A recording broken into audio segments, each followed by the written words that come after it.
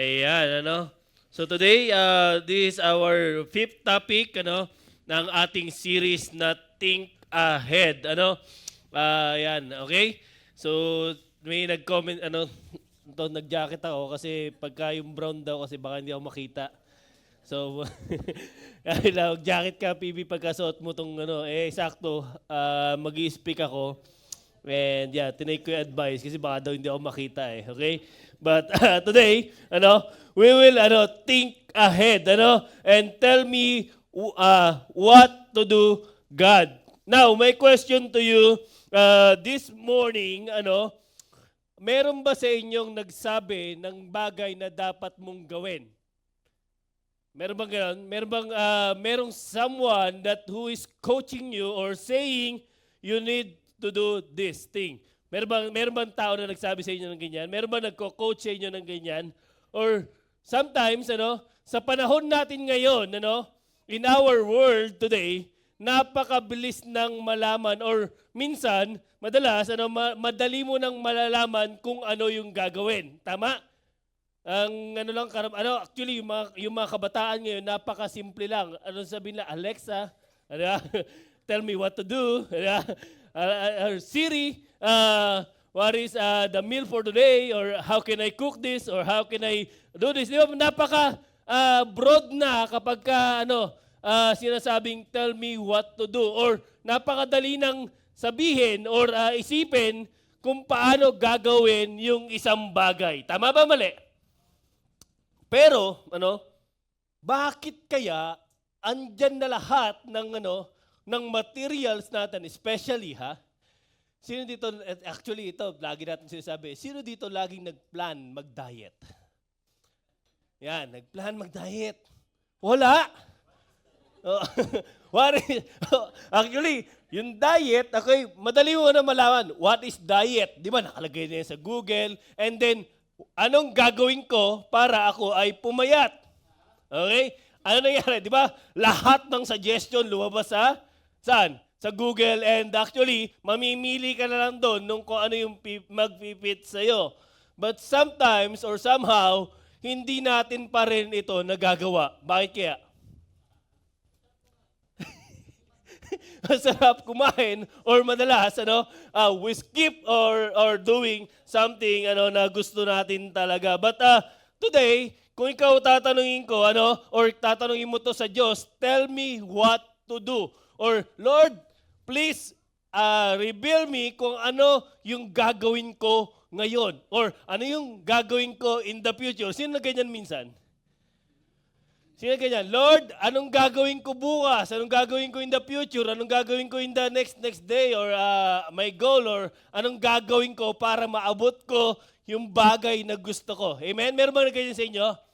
And, nung tinanong mo yan, okay, ang tanong ko sa inyo, when you ask God, okay, ang tanong ko sa inyo ngayon, handa ba kayong malaman, okay? Handa ba kayong malaman kung ano, okay? Ay, may nalaglag pa. Kung ano yung gagawin mo or ano yung decision making na gagawin mo. Tama ba? For example, ito. Lord, tell me what to do. Now, are you ready kung ano yung mangyayari sa iyo in the future? Sino may ganyan minsan? Handa ka ba malaman kung ano yung mangyayari sa iyo in the future? Or are you ready, okay, to acknowledge yung mga bagay na pagdadaanan mo in the future? In a glimpse of an eye, parang paano mo, or makikita mo yung future, or yung kung ano ka, magiging ano ka. Di ba, yan yung gusto natin minsan di ba? Pero, handa ka bang malaman kung paano mo maabot yung bagay na yun? Or kung paano ka magiging ganon? Just like we are always focusing on our goal, pero yung along the way na ginagawa natin, hindi natin alam kung ano, or hindi natin alam, or ayaw nating malaman kung ano yung pagdaranasan natin bago natin makamit yung goal natin. Tama? Especially when you go to gym, alam mo, di ba? Hindi naman po pwedeng ganun ka lang ng ganun, flex ka lang ng flex. Hindi ka pa, yung meron ako nakita ganyan, ako nag-gym ako minsan nakailang buhat lang. Tapos, Tinatanong ko, ilang oras ka mag-gym? 2 hours. Tapos ilang buhat lang, tapos mas marami yung flex. Di ba? Mas marami, mas marami yung flex niya ng katawan niya kaysa yung buhat niya. And alam mo, sabi ko, ilan taon ko na nag-gym? Mga 2 years na eh. Paningin ko yung katawan niya. Hindi ko naman sa inaano ha. Pero halos nung pumasok siya dun sa gym, ganun at ganun pa rin.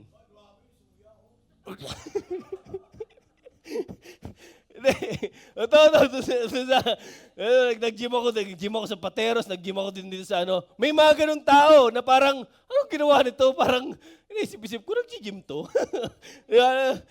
Parang ano, ibig ko sabihin, you know what? Sometimes, we want to tell or we want yung makita natin yung isang goal natin sa buhay, pero ayaw nating gawin kung ano yung step by step na pwede mong gawin para maabot mo yung goal na gusto mo sa buhay. Amen? That's why today, sabi nga dyan, think ahead. Now, what is your goal? What do you want to do? Or anong gusto mong mangyari sa buhay mo? That's why, you are asking God, Lord, tell me what to do. Anong gagawin ko? Anong gagawin ko sa buhay? Lord, please reveal it to me. Now, we will look at the story of Abraham. He thought, think ahead and he pre-decide. Sabi niya dyan, in Genesis chapter 22, verse 1, sabi diyan, sometime later, God tested Abraham, and he said to Abraham, okay, and he said to him, Abraham, and then he replied, here I am. Here I am. The first thing we need to do, when God is asking you, or when you are asking God, Lord, what I do, anong kailangan kong gawin sa buhay ko? You know what? Number one mong laging isabihin sa sarili mo, Lord, here I am. I am available. Kasi marami sa atin, sinasabi natin, nag-gym ako, gusto kong pumayat, pero, flex ka lang ng flex, or tsaka na lang, mas masarap kumain, mas masarap pumiga, or, you know what, hindi ka available, or hindi mo gustong kumilos. Okay? Wala kang gustong gawin. You know what?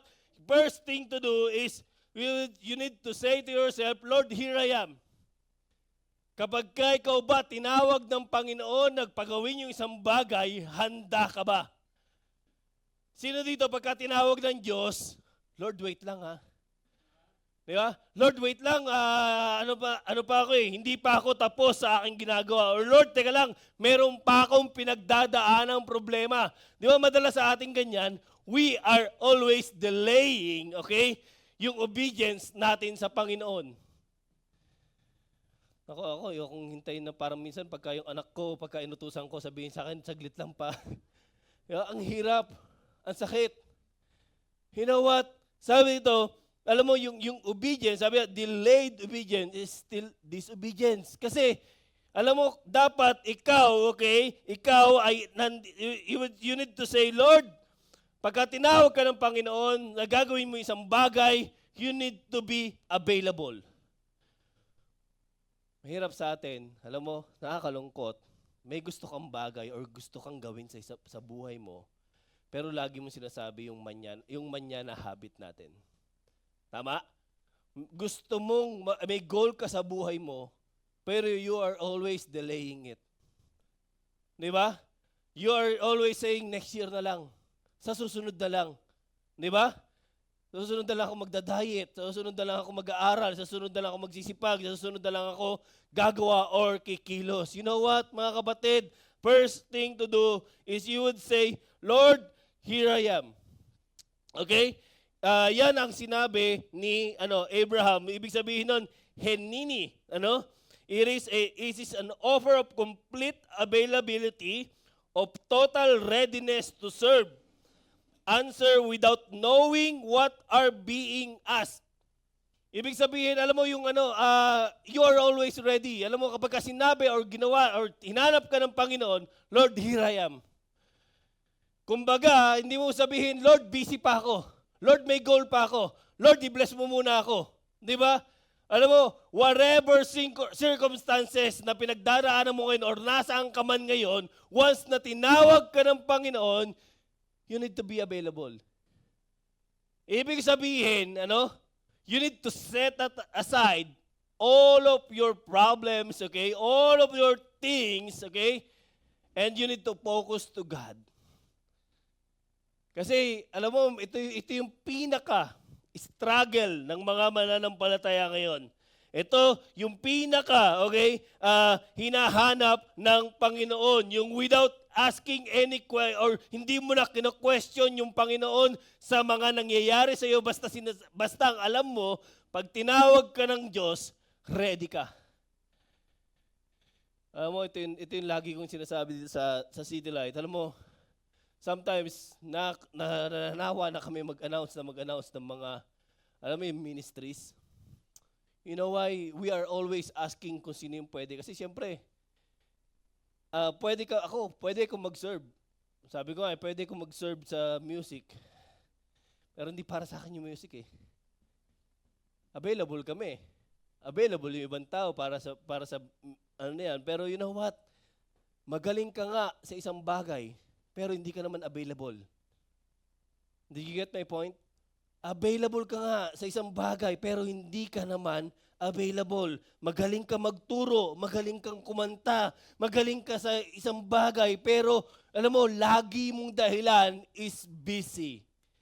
Lord, wait. Lord, I'm busy. Di ba? Alam mo, dati nung ako nag-aaral pa lang ng salita ng Panginoon, you know what? They are always saying, ito yung here I am. Kasi minsan or madalas, lagi nating hinahanap yung available ka. Kasi alam mo, pagka tinawag ka ng Panginoon, okay? He doesn't care kung sino ka. He doesn't care kung ano natapos mo. He doesn't care kung magaling ka magsalita. He doesn't care kung anong status mo sa buhay. You know what? Ang kailangan ng Diyos, ikaw mismo, available ka pagka tinawag ka ng Panginoon. Dahil totoo naman maraming magaling.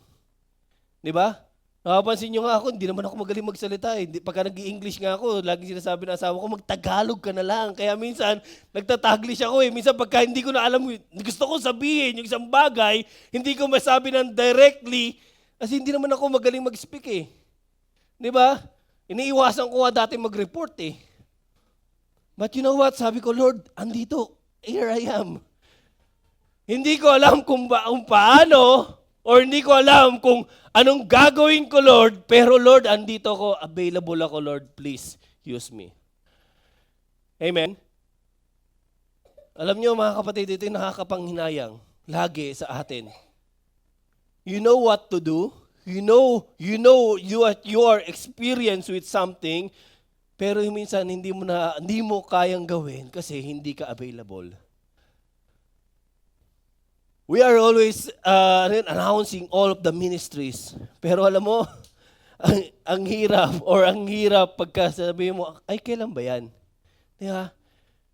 Alam mo, para malaman mo or magawa mo yung isang bagay na pinapagawa sa iyo ng Panginoon, yung gustong ipagawa sa iyo ng Panginoon, your number one need to do is to be available. Sabi diyan, your greatest ability is your availability.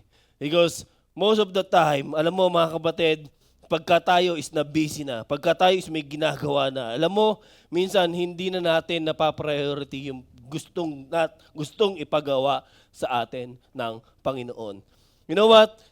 Sabi niyan, yung Henini, okay, yung here I am, in the Old Testament, it is only 17 times in the Old Testament.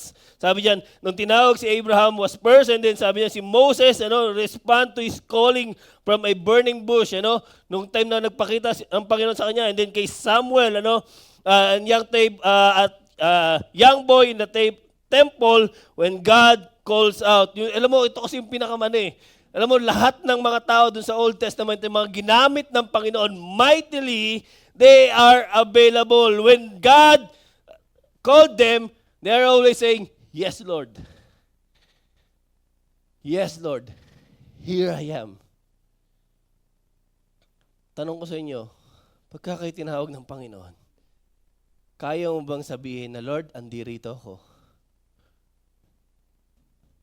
Lord, I'm present. Lord, here I am, ito ako, di ba? Alam mo, that is the thing na pwede mong gamitin. Your greatest ability is your availability. Napakaganda nito.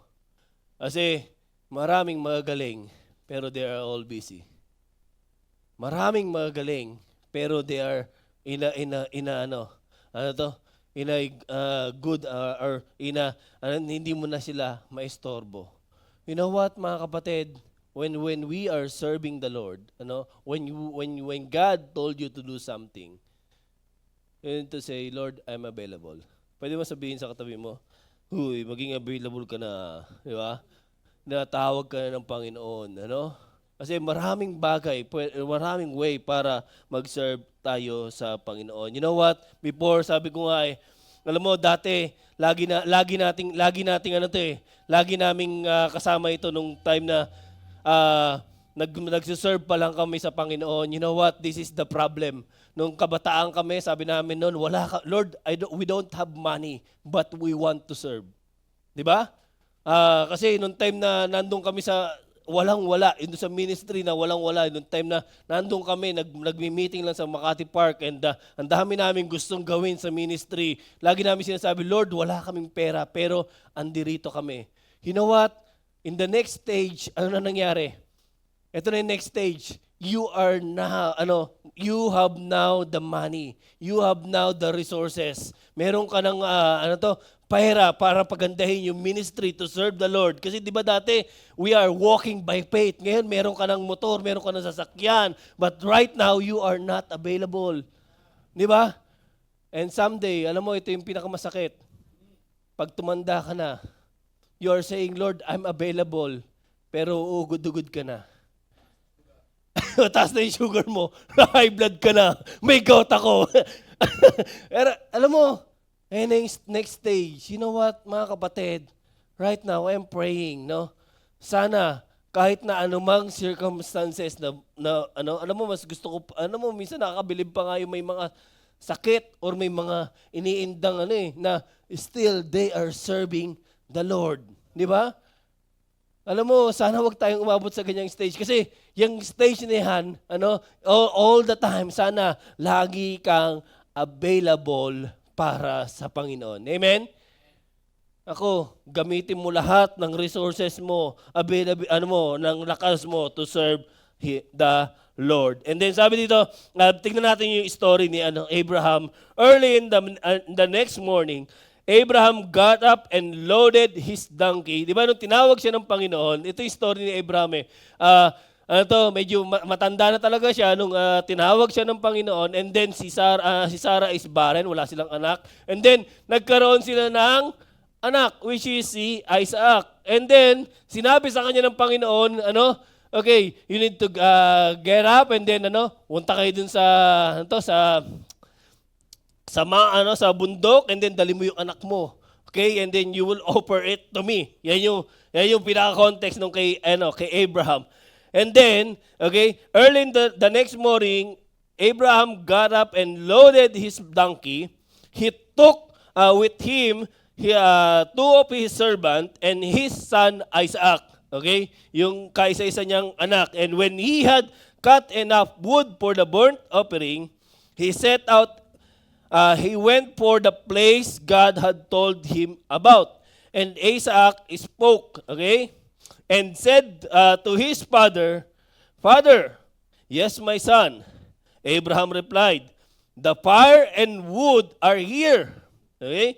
Isaac said, but where is the lamb for the burnt offering? Alam mo, ito yung dito, si Abraham, okay, i-offer niya si Isaac, okay? Which is, yun po yung kanyang seed, okay? Yun yung kanyang anak, kaisa-isang anak. Sabi ng Panginoon, I will make you a great nation. Okay? Alam mo, natawa pa nga nito si Sarah, di ba? Kasi, bakit? Matanda na si Abraham. And sabi diyan, magiging you will become the father of all nations. And then, eventually, anong gustong gawin ng Panginoon kay Abraham? You need to what? To offer Isaac for the burnt offering. Alam mo, then si Isaac, okay, nung time na ito, medyo, siguro mga 12 years old. Alam mo yung 12 years old, yung mga ganong edad, napaka-palatanong na sila. Okay? Actually, 8 years old pa lang nga sa panahon natin ngayon, ang dami ng tanong, no? Yung mga 5 years old lahat na pwede niyang gawin. But you know what? Ito yung sabi ng anak niya. Di ba? Sabi diyan, the fire and wood are there. But where is the lamb for the burnt offering? And Abraham answered, God himself will provide a lamp for the burnt offering, my son. Okay? And the two of them went on together. Alam mo, ito siguro yung puso ni Abraham noong time na ito, sobrang bigat or hindi niya alam kung anong gagawin niya because he knows, okay, ang utos sa kanya ng Panginoon is yung offer niya. Sino? Si Isaac.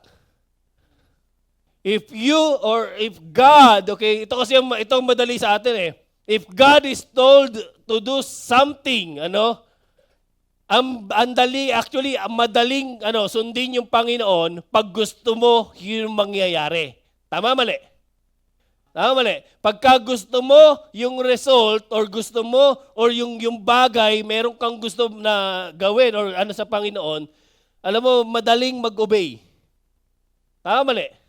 Pero pagka against the wind, yung ibibigay or against your will, okay? Against your will na, yung inuutos sa iyo ng Panginoon, do you still obey God? Do you still praise the Lord? Ano ba yung mga bagay, okay, na against the will of God?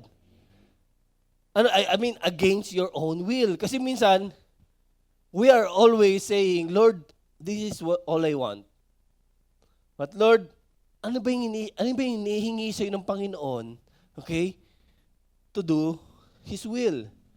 Or minsan, ano yung bagay na pinangahawakan mo, okay, or tinatago mo, tinetreasure mo, that God is asking you to offer?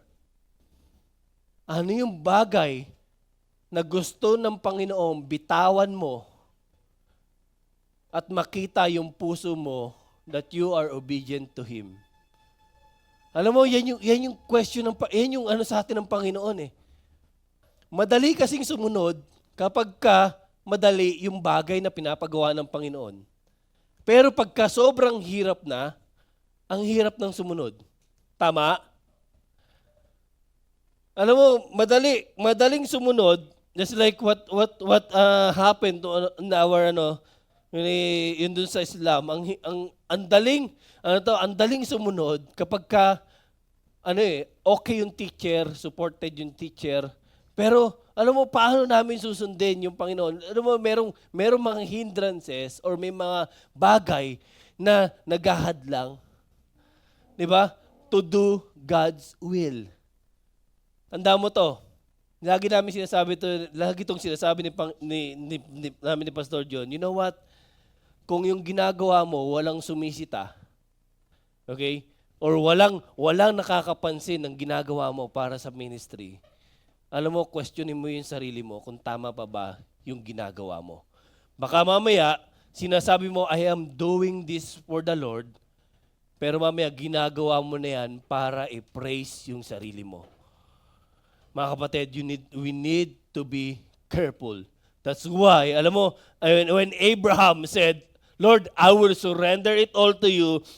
God Himself will provide the lamb for the burnt offering, my son. And the two of them went on together. Alam ni Abraham na i-offer niya si Isaac, but he knows who is his God, alam niya na yung Panginoon is the greatest provider. Di ba? Alam mo, ano ba yung mga bagay na hindrance sa'yo para mag-serve ka? Pera? Di ba? Alam mo, but when you know that God will provide, you will do it. Amen? Alam mo mga kapatid, you know who is your God. Much better na alam mo at kilala mo yung Panginoon na pinaglilingkuran mo. That's why, alam mo, you are confident na i-answer yan sa anak mo. But sabi dito, and then, but an angel of the Lord called out to him from heaven, Abraham, Abraham. Ito na yung time na tinali niya na si Isaac, and then sabi ni Abraham, again, here I am. He replied. Okay? Here I am. Alam mo, si Abraham, alam niya na tinatawag siya ng Panginoon. Okay? And then, nung gagawin niya na yung utos ng Panginoon, ibig sabihin niya kasi tinali niya na nito si Isaac, and then, he is ready. Okay? Meron na siyang hawak na knife. Okay? And he will kill Isaac. Okay? He will offer Isaac. Okay? Kaya sinabi niya, Lord, I am here. Parang alam mo yung, wait, this is my son and I will offer it to God. Di ba ito yung hiningi ko sa Panginoon? Di ba?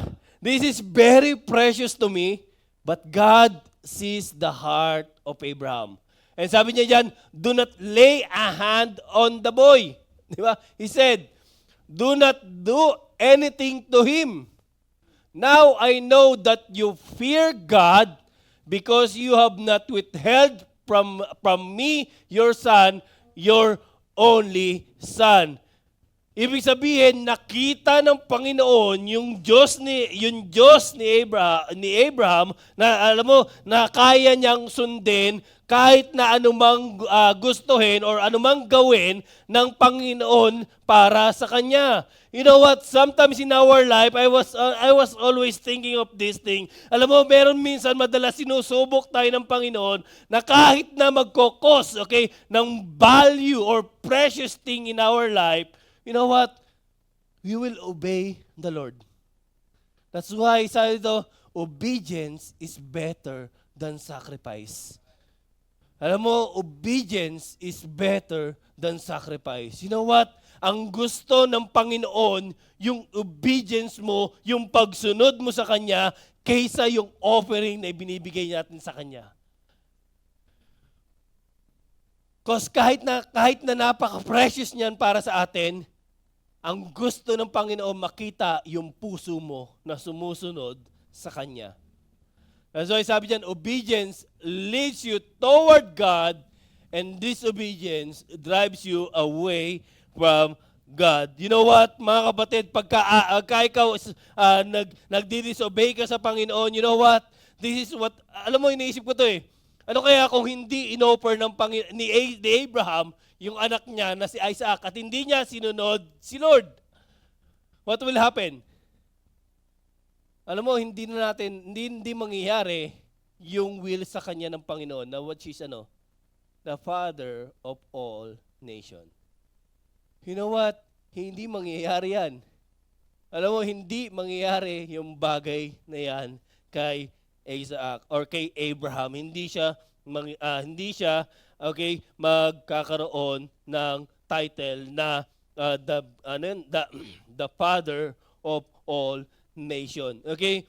So, how does God speaks to us? Ito yung tatlong suggestion or tatlong bagay para malaman mo na yung Panginoon yung nangungusap sa iyo. That's why, alam mo na si Lord talaga yung kumakausap sa iyo at si Lord talaga yung nagbibigay sa iyo ng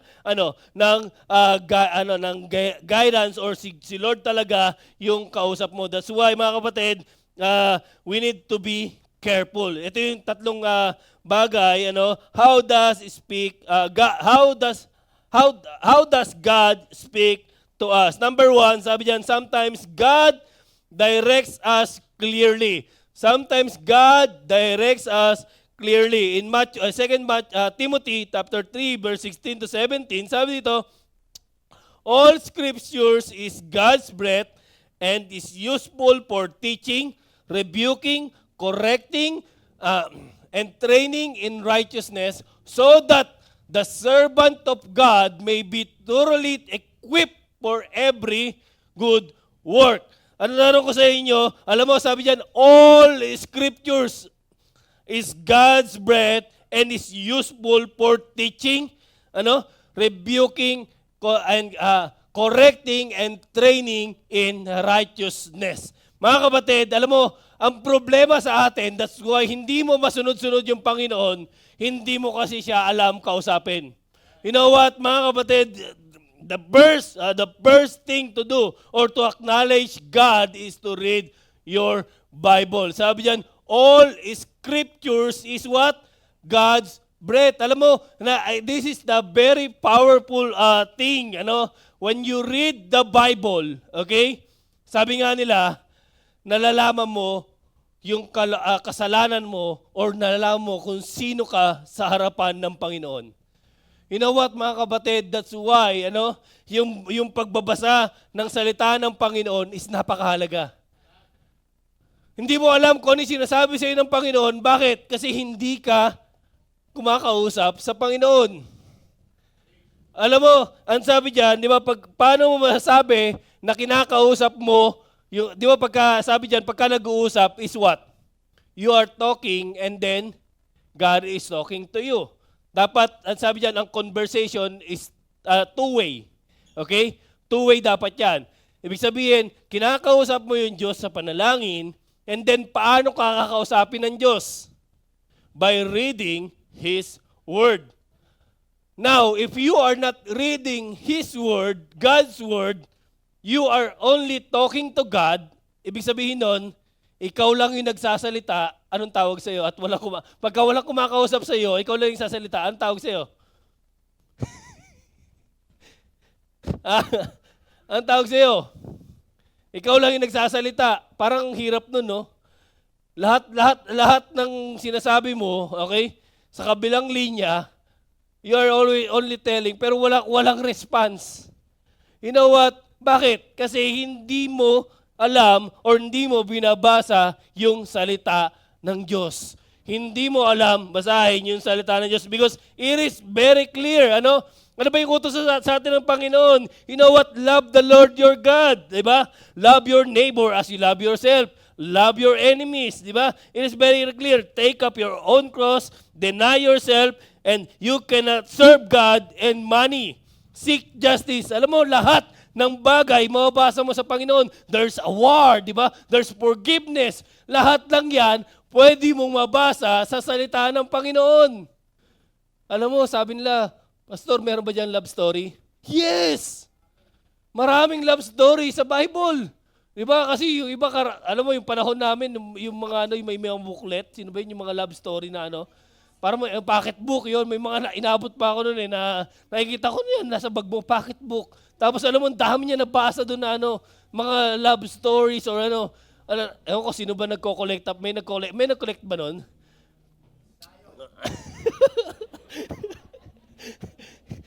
Isa yun, alam mo, lahat na ng babae in-offer na namin yan. But you know what? Di ba? Ibig ko sabihin, you are always looking, okay, an answer or an answer to something. You know what? Try the Bible. Okay? There is war. There's a story of success. Andyan lahat sa Biblia. Di ba? Alam mo, basahin mo yung mga, you want battle? Basahin mo yung Old Testament. Di ba? Yung love story. Napakarami yan sa Biblia. You know what? You are seeking an advice or something to be clear. Alam mo, basahin mo yung salita ng Panginoon. Di ba? Alam mo, sa panahon nga natin ngayon, di ba, pagka ikaw sabi mo, bitter, di ba, pwede mo i-type doon, hanapin mo yung salita namin yung bitter, di ba, marami, you're broken-hearted, makikita mo dyan eh. Di ba? It is all in the Bible. Ang problema sa atin, lagi natin iniisip na yung Bible is holy. Alam mo, hindi yan holy, yung holy, hindi yan holy unless you read it and you meditate on it. Di ba? Kasi hindi yan magiging holy kung hindi mo kinakausap yung Diyos. Hindi yan magiging powerful. It will not become useful kung hindi mo binabasa. Kaya sabi diyan, all scriptures is God's breath. Tignan mo nga, di ba? Alam mo, kapag sabi diyan, hiningahan ka ng Diyos. Yan yung hininga ng Diyos. Yan yung ano ng Panginoon, galing sa kanyang bibig. Di ba? Kapag ikaw nagbabasa ng salita ng Panginoon, it refreshes your soul. Alam mo, tignan mo nga yung mga hiningahan ng Diyos ngayon kung na-refresh ba. You know what? Baka hanggang ngayon, kaya hindi mo alam kung ano yung gagawin mo or yung will ng Panginoon sa iyo because you don't know to read His Word. Kailan ka huling nagbasa? Why do you, sabi dito sa Luke chapter 6, verse 46, sabi diyan, why do you call me Lord, Lord, and do not do what I say? Because you do not read. Di ba? Hindi mo alam kung paano basahin or hindi mo yan binabasa. Diba? It is very clear, and it is written in the book of the Bible na kailangan mo siyang basahin araw-araw. Sometimes God directs us clearly. Ang salita ng Panginoon, it is clear. Pwede mo siyang basahin agad-agad and then andyan po yan. It is always available. Sometimes God guide us quietly. Okay? Sometimes God guides us quietly. Sometimes kahit na napakagulo ng isipan mo, you know what, naniniwala ako that there is a time that the Spirit of God will comfort you, okay, will lead you.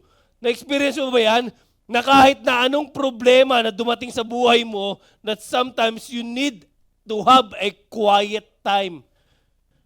Alam mo, ito yung gusto ko ring ulit gawin. Kasi alam mo yung ikaw lang, mag-isa, it is between you and God. Layo ka. Alam mo, sabi nga, minsan yung naghahanap ng refreshment, yung naghahanap ka ng, stress ka na sa katrabaho, you know what, gusto mong umakyat ng bundok, di ba? Minsan gusto mong lumayo. You know what? Itong payo namin sa inyo. Kapag ikaw lumayo, okay? Have a time with God. Lagi ko itong nire-remind sa sarili ko, you know what? Have a pen and then get a notebook. Hanapin mo or isipin mo kung ano ba yung ginawa mo? Ano ba yung ginawa sa iyo ng Panginoon? Kaya mo bang gawin yan ngayon? You know what? Sa panahon ngayon, sa mundong magulo, talagang magulo, sometimes, you know what, matatagpuan mo yung Panginoon in a quiet place. Wag naman yung quiet place na ando ka na sa loob ng kwadradong rectangle na. But you know what I'm saying is, you know what, I know, okay, that God will lead you or will guide you quietly. Nainiwala po ako dyan that God will guide you quietly. Sabi dyan sa verse ng Romans chapter 8 verse 14, sabi dyan, for those who are led by the Spirit of God are the children of God. You know what? Naniniwala po ako there's a conviction in your heart. There is always a conviction in your heart. And it says in Psalms chapter 62, wala po dyan, verse 1, sabi dito, for God alone, okay, my soul waits in silence.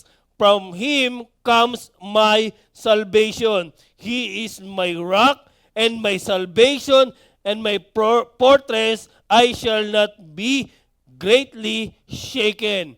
You know what, mga kapatid? Sabi diyan, for God alone, my soul waits in silence. You know what, mga kapatid? When you want to know or when you want to know what God tells you to do, okay, hanap ka ng lugar, okay, that you can evaluate yourself, that you can say, Lord, please talk to me. Lord, here I am. I need you to, gusto ko, Lord, maka one-on-one ka. Alam mo, yan yung kulang mo eh. Kaya gulong-gulo sa mga desisyon mo sa buhay. Kailangan mo sabihin sa sarili mo, Lord, kailangan kitang i-one-on-one. Di ba? Kaya mo gawin yun? Alam mo, hindi ko alam kung saan yung place na yan na hinahanap mo, pero hanap ka ng isang sulok, maybe sa bahay ninyo, or pwede kang lumayo, ano? Basta ikaw lang at ang Panginoon. Okay? God will speak in your heart. Amen? I pray, gawin natin to. Ako gusto ko rin yan, gusto ko rin ulit tong gawin. Yung time with the Lord. 'Di ba? Para at least, alam mo, you need to evaluate yourself. Asan ka na sa gusto mong gawin ngayon? Asan ka na sa gusto mong gawin sa buhay mo? So diyan, God, God, guide us quietly because I know, okay, in your prayer, okay, in message, in conviction, even though, okay, in worship song. 'Di ba? God will speak in your heart. Alam mo, kahit ikaw lang mag-isa, just play the worship song. Okay? Just play yung makakapag-lift up sa iyo para sa Panginoon, you would praise God. Alam mo, naniniwala ako, God will speak in your heart. Amen. Alam mo, gawin mo 'yan. Okay? Just between you and God, just have a worship song. Okay? Turn on me music. Ikaw lang mag-isa. Just have a conversation, a meaningful conversation with the Lord. Amen? That's you and God alone. Number 3, sometimes grows us silently. Sometimes God grows us silently. Number 3, this is the last sabi dyan, God grows us silently. Sabi niyan, Abraham, alam mo si Abraham, got a 511 decision per day. Kasi ito po yan, sabi diyan, in a statistics, okay? Meron daw tayong sa isang araw daw, meron tayong 35k or decision or niisip sa isipan natin. Dumadaan po yan. Sabi niya nasa 35,000 nabilang nila, no? To be exact.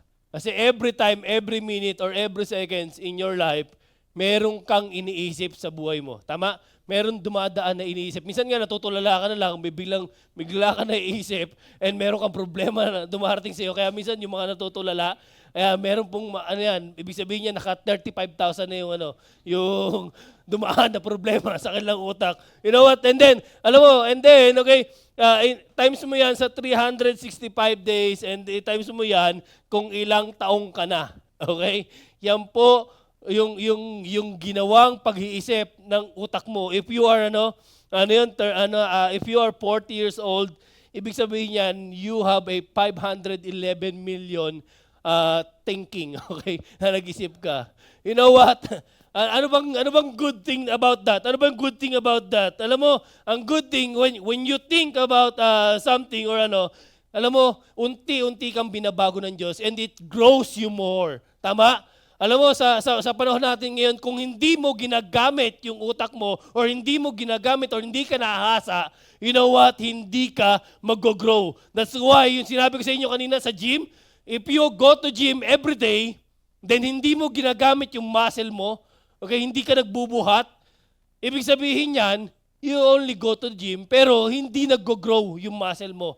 Ibig sabihin, 10 months or 1 year ka nang nagbubuhat, then wala ka man lang, okay, wala man lang, ibig sabihin, hindi man lang nag-grow yung iyong muscle.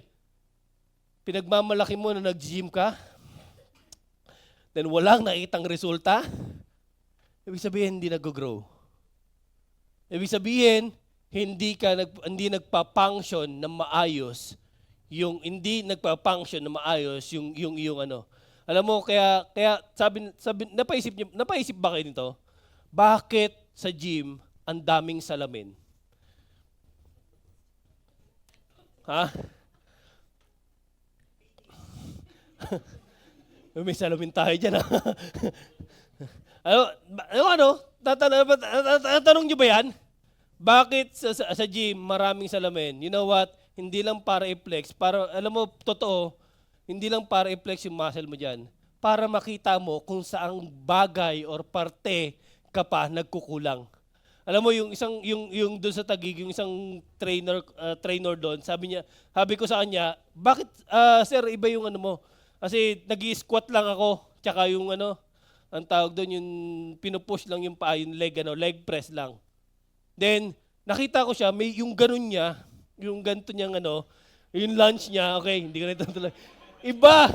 Oo, sabi niya, lang, i-stretch mo pa ng konti, kasi para dito yan, ginanon niyo yung yung, ang tawag ito, yung short niya, then pinakita niya sa akin yung muscle, para dyan yan.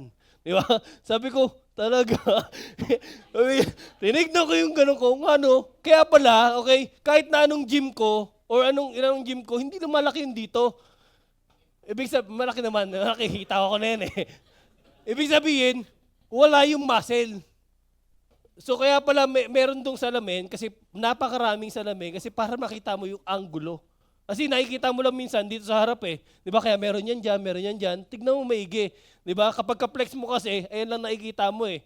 Eh meron ka dito sa side na to, meron palang mga muscle, okay, na hindi pa nag-grow. Ibig sabihin nun, it needs to be grow. Ibig sabihin, alam mo, sa ginagawa natin, okay, every day in our life, in our decision making, you know what?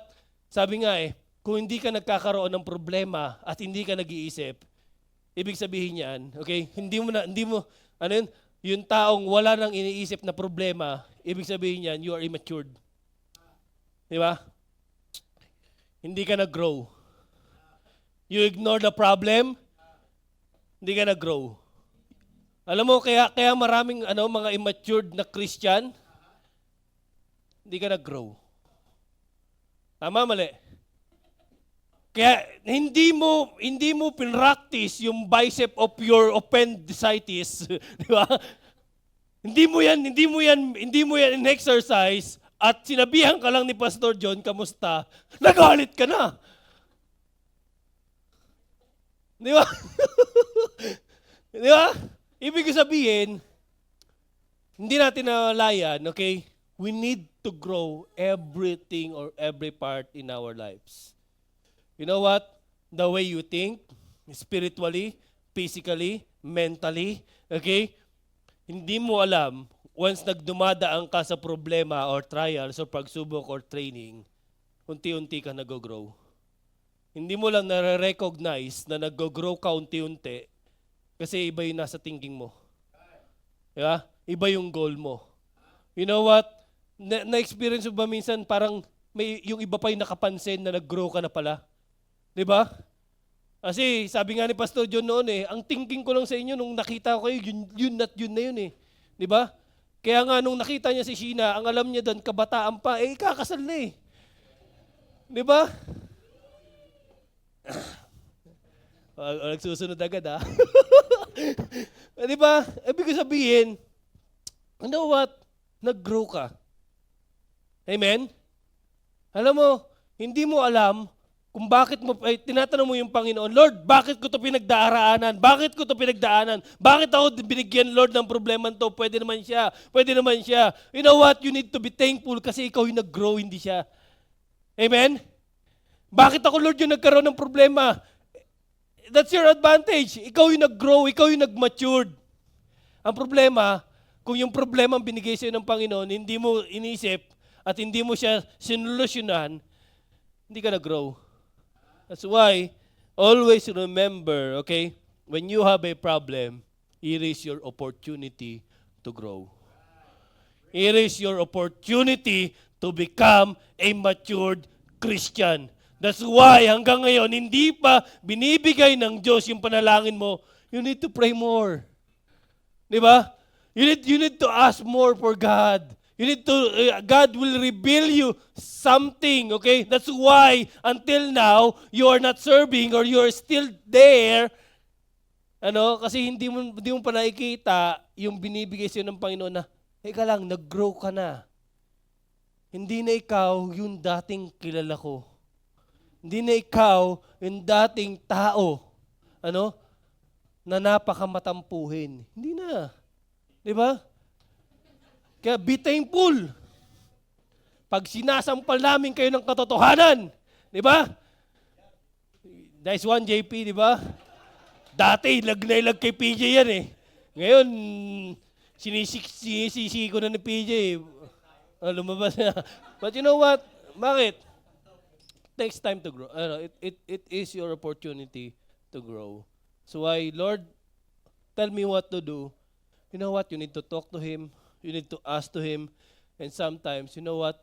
You need to recognize that you are growing in every trials that you have right now. Can we pray?